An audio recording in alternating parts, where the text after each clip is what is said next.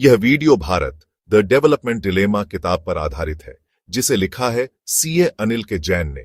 इस अध्याय में हम जानेंगे कि किस तरह कड़े नियम और कर संबंधी कंप्लायंसेस भारत के विकास में बड़ी रुकावट बने हुए हैं।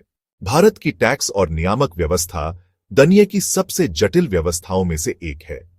आयकर, corporate tax, GST, stamp duty, excise और कई सेस, इन सब की भरमार से व्यवसायों में भ्रम और अकार्यकुशलता बढ़ती है।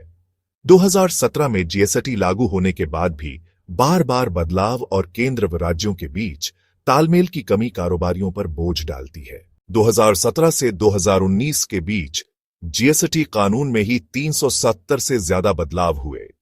इतने बार बार बदलाव से कारोबारियों के लिए भविष्य की योजना बनाना लगभग असंभव हो गया।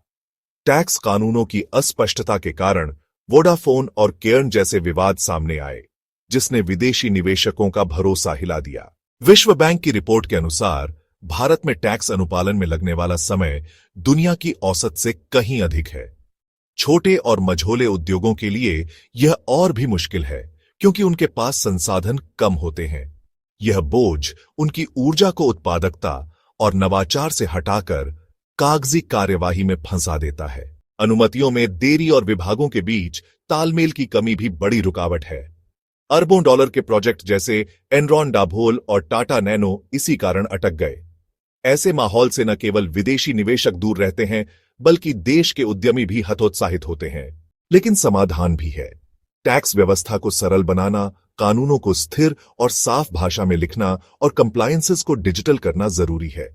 सभी बदलावों को एक तय तारीख जैसे 1 अप्रैल से लागू करने का नियम बने तो व्यवसायों को स्थिरता मिलेगी। साथ ही उपयोगकर्ता अनुकूल डिजिटल प्लेटफॉर्म, निवेशकों की परामर्श सेवाएं और लोकपाल जैसी व्यवस्था मददगार साबित हो सकती है। अगर भारत अपनी टैक्स और नियामक प्रणाली को सरल, पारदर्शी और भरोसेमंद बना सके तो न केवल कारोबार करना आसान होगा, बल्कि देश अपनी असली आर्थिक क्षमता को भी हासिल कर सकेगा।